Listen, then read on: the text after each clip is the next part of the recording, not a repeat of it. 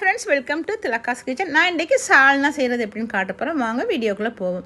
ஒரு சின்ன mixie jar எடுத்து அதில் கருவேப்பட்டை 2 பீஸ் சேர்க்குறேன், ஏலக்காய் ஒரு 3 சேர்க்குறேன், கராம்பு ஒரு 4-5 சேர்க்குறேன், மிளகு ஒரு 10லேருந்து ஒரு 15 சேர்க்கலாம். கூடுதலாக சேர்த்தா காரம் கூடவாக இருக்கும், உங்கவுங்க விருப்பம். இப்போ இதில் நான் கஜு கொஞ்சம் சேர்க்குறேன், வெள்ளை கசா ஒரு தேக்கரண்டி சேர்க்குறேன். சேர்த்து ஃப்ரெஷ் தேங்காய் திரிய வச்ச ஃப்ரெஷ் தேங்காய் 2 மேசக்கரண்டியை விட கூட தான் எடுத்துருக்குறேன். தேங்காய் பூ கூடுதலாக சேர்க்குறது நல்ல டேஸ்ட்டு கொடுக்கும்.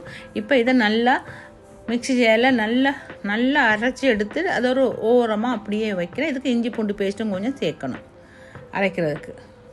இப்போ இன்னும் ஒரு பாத்திரத்தை அடுப்பில் வச்சு நான் அதுக்குள்ள 2 மேசக்கரண்டி அளவு எண்ணெய் சேர்க்குறேன். சேர்த்து இதில் கருவேப்பிலை ரம்பையும் கொஞ்சம் சேர்க்குறேன். சேர்த்து பச்சை மிளகாய் ஒரு 2 பச்சை மிளகாய் கீரி அதையும் சேர்க்குறேன். வெங்காயம் ஒரு மீடியம் சைஸ் வெங்காயம் எடுத்துருக்குறேன், அதையும் அதில் சேர்க்குறேன். சேர்த்து இதெல்லாம் கொஞ்சம் நல்லா வதங்க விடுவோம். இது வெஜ் மரக்கறி போட்டும் செய்யலாம், நான் வெஜ்ஜாக தான் செய்கிறேன். இது சிக்கன்லேயும் செய்வாங்க. இது எல்லாத்துக்கூடையும் சாப்பிடலாம், இடியாப்பத்தில் புட்டு வரைக்கும் சாப்பிடலாம், தோசை இட்லி எல்லாத்துக்கும். இப்போ தக்காளி நான் ஒரு பெரிய தக்காளியாக ஒரு தக்காளி வெட்டி சேர்க்குறேன். சேர்த்து இதெல்லாம் நல்லா வதங்க விடுவோம்.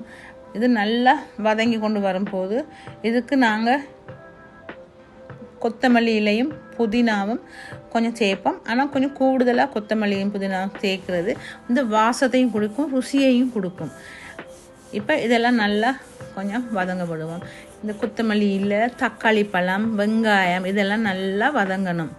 நல்லா வதங்கினா தான் அந்த இது களி மாதிரி வரும் இந்த கறியும். இப்போ இதுக்கு தேவையான அளவு உப்பும் சேர்க்குறேன். உப்பும் சேர்த்து இன்னும் கொஞ்சம் நல்லா வதங்க விட்டு மஞ்சத்தூள், அளவான மஞ்சத்தூளும் சேர்ப்பேன். சேர்த்துட்டு இதுக்கு குழம்பு மிளகாத்தூள் அதுதான் நான் சேர்ப்பேன், வேறு எந்த மிளகாத்தூளும் சேர்க்க மாட்டேன். இது சைவம் தான் நான் செய்கிறேன். நான் வெஜிடேரியனாக தான் செய்கிறேன். இப்போ இதை அரைச்சி எடுத்ததெல்லாம் கொண்டு நான் இதில் சேர்க்குறேன். சேர்த்து தண்ணி கொஞ்சம் தாராளமாக ஊற்றணும். இந்த சால்னா இறுகி கொண்டே வரும், கொதிக்க இது இறுகி கொண்டு வரும். அதனால் இதுக்கு தண்ணி கொஞ்சம் கூடுதலாக சேர்க்கணும். குழம்பு மிளகாத்தூள் 2 தேக்கரண்டி அளவு சேர்க்குறேன். காரம் அவங்கவுங்க தேவையான கொஞ்சம் கூடுதலாக சேர்த்துக்கலாம். நான் 2 தேக்கரண்டி சேர்த்து இது நல்லா கொதிக்க விடணும். நல்லா கொதிக்கணும். சால்னா நல்லா கொதித்து வற்றி கலரே மாறணும். கறின்ற கலரே மாறினா இது 5லேருந்து ஒரு 6 பேர் தாராளமாக சாப்பிடலாம்.